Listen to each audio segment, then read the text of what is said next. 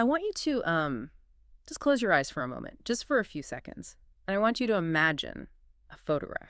Right, it could really be anything. Yeah, exactly. Perhaps it's a curled, yellowed edge of a print from an old forgotten family album resting in a dusty cardboard box. Or perhaps it's that perfectly lit, impossibly crisp landscape you just scrolled past on your phone this morning. Just hold that specific image in your mind. Notice the details. Notice the light. And when you look at that image, there is a universal, almost unconscious assumption that you make. You believe, deep down in the architecture of your understanding, that what you are looking at is a frozen second in the river of time. The ultimate proof. I mean, we are entirely hardwired to think that if the light was there and the physical object was there and the camera lens was open, then the truth of the world is exactly as it's framed. We trust our eyes. And more dangerously, we trust the machine. But there's a structural break we really need to confront today. That deeply held, unquestioned belief about the camera is the greatest lie photography tells us. Right. It presents itself as this indisputable piece of evidence, an objective witness, but it is not. It absolutely is not. And so this deep dive is based on a really profound analytical article from SanalSergi.com all about the 19th century pioneer Oscar Gustave Rejlander. And as part of the SanalSergi Photography History podcast series, our mission today is very specific. We are going to explore how Rejlander entirely stripped photography of its innocent status as a recording device. He turned it into, well, a calculated ideology machine. Because once you understand the mechanics of what Rejlander accomplished, you can never look at an image the same way again. You really can't. Photography does not show reality. Photography does not represent reality. Photography constructs what we believe is real. It constructs it. And to truly grasp the weight of that construction, we have to transport ourselves back to the 1850s, where to completely destroy the modern idea of the single click. Right, because in our minds, the camera shutter is like a blade. It slices a single definitive moment out of the continuous fabric of reality and just preserves it forever on a surface. But in Rejlander's world, the shutter is not a knife cutting through time. The image isn't captured inside the dark box of the camera at all. It is painstakingly built on a surface outside of it. It's not an instant. No, it's an accumulation of weeks, sometimes months, of collecting and selecting fragments of the world. It's sort of like taking isolated words spoken in entirely different decades by people who have never even met and stitching them together to write a deeply convincing emotional dialogue that never actually happened. That is a perfect analogy. We hear a complete, eloquent sentence, but the voices creating that sentence never shared the same air.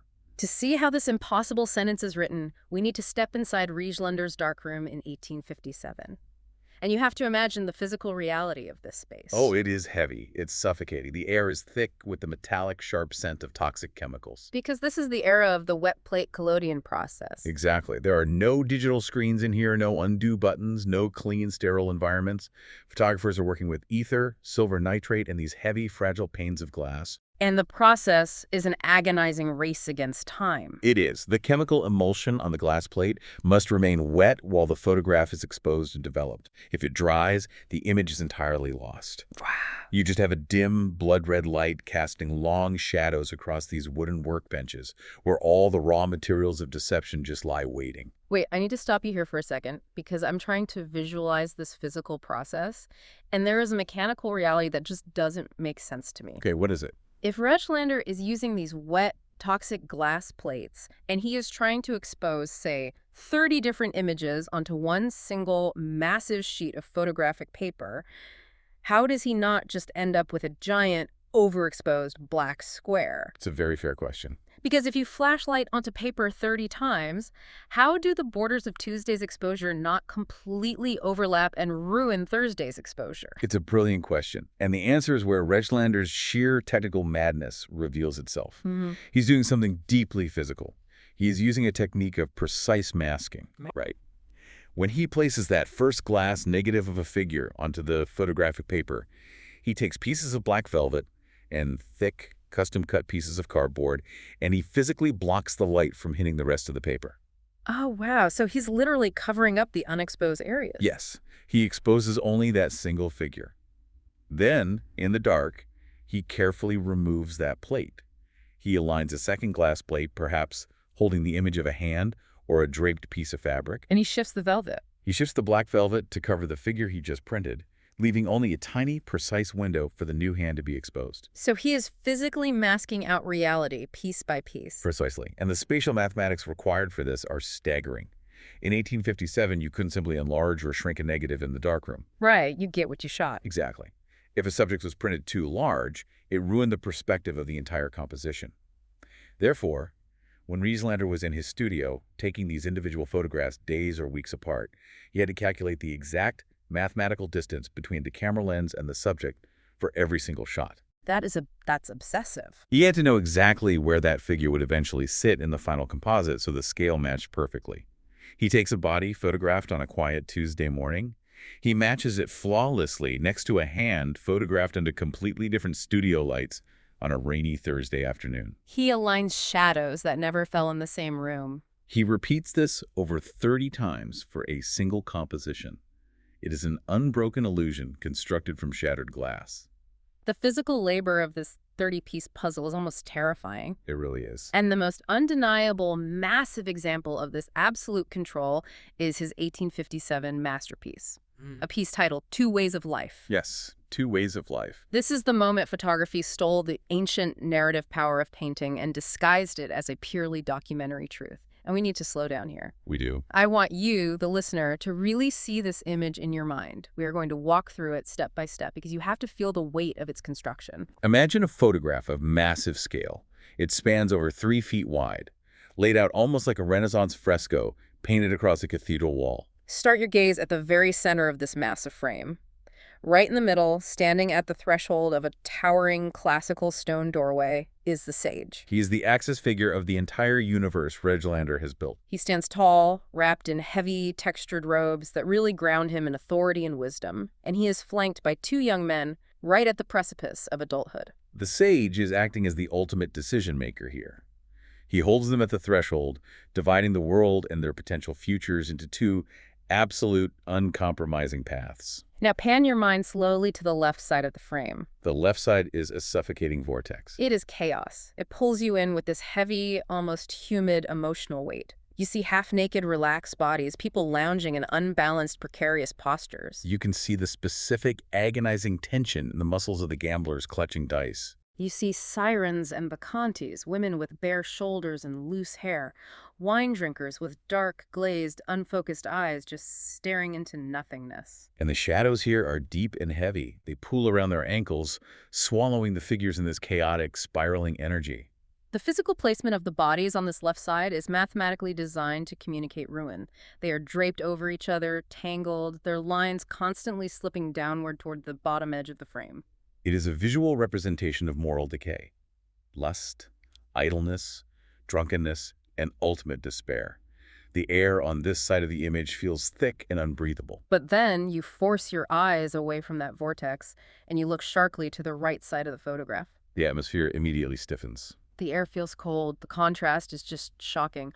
On the right, the bodies are rigid. They are upright, defying gravity. You see sharp profiles, perfect posture, modest clothing buttoned all the way up to the collar. There are women quietly, dutifully sewing, their heads bowed in deep concentration. There are men holding the metallic, precise tools of industry compasses, books, mechanical instruments. They are standing in tight, organized circles debating philosophy and mathematics. The spacing between the people here is clean, respectful, measured. It is a world of absolute control, religion, work, virtue. Now step back from the individual figures and look at how the invisible guide of the image works. Look at the light. Rejlander has weaponized the shadows and the highlights. Weaponize the light. That's exactly it. Every angle of everybody, every pointing finger, every tilted chin on that canvas is specifically designed to force your eye exactly where he wants it to go. A hand reaches out from the dark shadows on the far left, leading your eye to a face, And that gaze directs you back to the sage in the center. whose outstretched hand points directly toward the illuminated righteousness on the right. You are entirely inescapable. You are trapped within his visual architecture. And this is where the image pushes back against my understanding of what a photograph is supposed to be. How so? Well, this isn't a photograph capturing a crowd on a Victorian street. It is a visual sermon. It does not offer you a fleeting, objective moment in time. It offers you a heavy, calculated moral choice. It is a machine designed to instruct the viewer on how to live, completely disguised as a recording of reality. A choice that Victorian audiences swallowed completely, by the way. Queen Victoria herself purchased a copy of Two Ways of Life. Which brings up a vital question. Why did they fall for it? And more importantly, why do we still fall for the illusion of the photograph? Right. Why do our eyes just glide right over the manipulation? Exactly. Why don't we see the seams where the shadow from Tuesday's negative crashes into the light from Thursday's? It's because perfection breeds trust, and flaws breed doubt. The human brain is desperately hardwired to fill in the blanks. Our eyes constantly seek continuity to make sense of a chaotic world. We want to believe it's real. We do. Rejlander understood that if the geometric perspective generally aligns, and if the tones of black and white merge smoothly across the paper, the brain simply stops questioning the underlying reality. Rejlander's true genius wasn't mixing the silver nitrate and the collodion in the darkroom. Yeah. His genius was hiding the stitches. He understood the psychology of human perception far better than he understood the chemistry of his plates. He knew that a lie, told seamlessly, becomes a truth the viewer will fiercely defend. But if Rejlander possessed all this incredible power, I mean, the ability to basically bend time and space to his absolute will just to dictate this cold, rigid, calculated moral lesson. Yeah.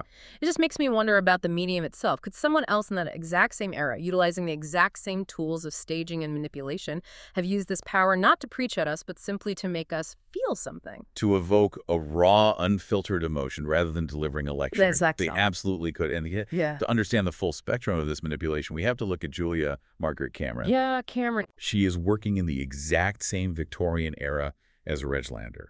She is also heavily staging her photographs.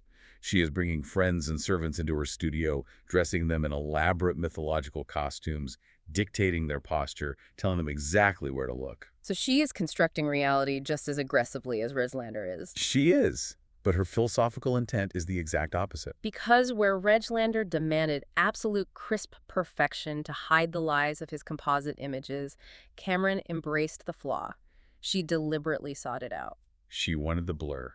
She utilized trembling, agonizingly long exposures that made it impossible for her subjects to remain perfectly still. She intentionally manipulated her camera lens to leave faces completely out of focus, creating this heavy, mist-like, dreamlike atmosphere. She wasn't building a moral architecture of rigid right and wrong. She was searching for an emotional, psychological truth. It is a profound contrast. Cameron's photographs are meant to be felt. You stand before them and let the heavy sorrow or the ethereal beauty wash over you. While Rejlander's photographs are meant to be read, you scan them like a topographic map or a dense instructional text. One infiltrates the heart, while the other infiltrates the mind. But the crucial connection here is that both of them, in their own completely different ways, absolutely destroy the idea of the photograph as a pure, objective document. They both prove that the presence of the camera does not guarantee the presence of truth. And if Rejlander and Cameron cracked the foundation of photographic truth in the 1850s, we need to jump forward in time to see that building completely collapse. We have to move to Paris in the 1920s. But why the sudden leap?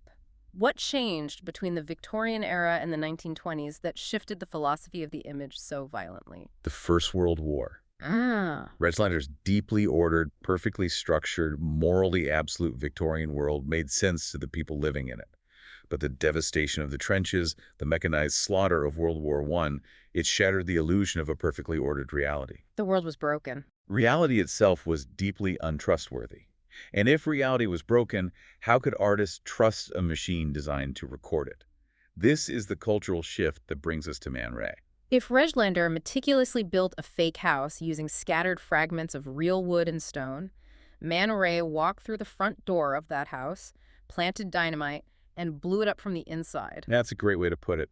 Rejlander, despite all his intense manipulations, still desperately wanted his photos to look like reality. He wanted you to believe the illusion was real life. Man Ray looked at the manipulation of the darkroom and decided the camera itself was the problem. The lens was a liar, so he threw the camera away entirely. He obliterated the recording device to find a new kind of truth. Let's describe the creation of what he called a rayograph, or a photogram. Imagine that suffocating darkroom again. But this time, the camera is gone. There is no lens. There is no viewfinder pointing out at the world. There is no mechanism to record the outside light.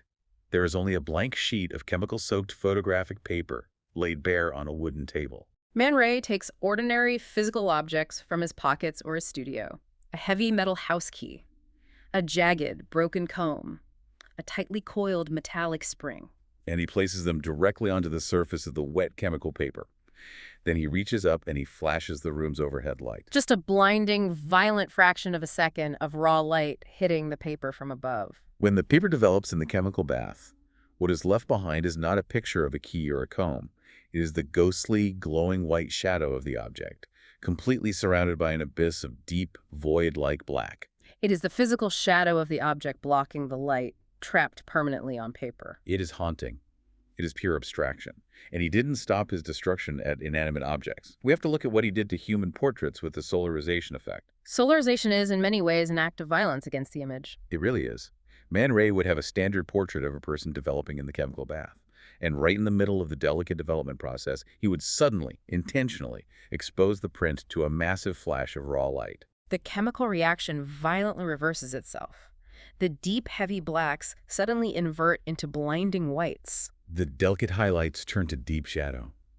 A living, breathing, flesh and bone human face is instantly transformed into a metallic, abstract ghost. The warmth and humanity are completely stripped away, leaving only sharp, geometric, silvery lines. It is a total deconstruction of the human form. If Rejlander connected scattered atoms to desperately build a coherent, moral world, Man Ray forcefully split the atom to destroy it. But ultimately, both men were speaking the exact same philosophy, just in different languages. This image is not the truth. Which brings us crashing back into the present day. Because this history, the velvet mask of the 1850s and the chemical violence of the 1920s, is not trapped in the past. No, it's the exact air we are breathing right now. Rejlander, sweating in a toxic darkroom for weeks, calculating focal distances and carefully placing black cardboard over glass plates to hide the seams of his reality. That is the exact identical DNA of the layers we use in our digital editing software today. It is the exact same concept as an opacity slider in Photoshop. Exactly. The physical constraints of the wet collodion have vanished, but the psychological mechanism of the creator is absolutely identical. It's a chilling parallel. Today, with generative artificial intelligence, with sophisticated social media filters, with one-tap editing apps on the phones in our pockets, we do in 3 seconds what Rejlander did in 3 weeks. We are constantly, obsessively constructing flawless, fictional realities. And we do it to impose our own modern virtues. Beauty, success, happiness, constant productivity on everyone who looks at our feeds. The speed of the technology changed at a terrifying rate. We moved from weeks to minutes to milliseconds.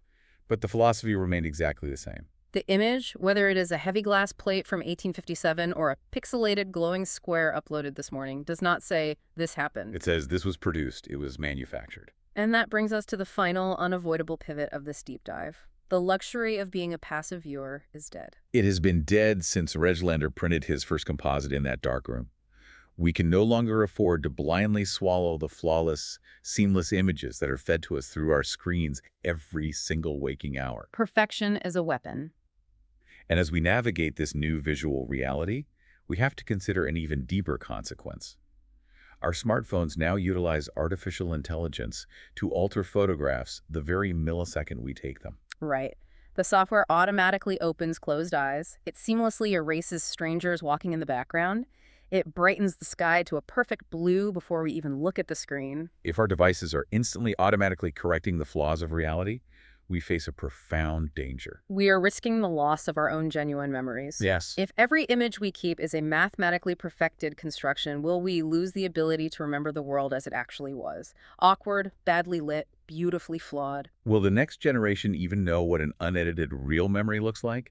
Or will they only remember the Rejlander-style composite the machine handed back to them? Tomorrow, when you are waking up, when you are scrolling through your feed or looking at a glossy magazine cover or watching a slick, perfectly framed news broadcast, stop just for a second. Look at the edges of the frame, look at the lighting, and ask yourself an entirely new question. Do not ask, what is this showing me? Ask, what is this convincing me of? To trace the invisible threads of photography's history and to view Oscar Gustave Rejlander's composite masterpieces for yourself, you can visit SanalSergi.com. Photography does not show reality. It constructs it.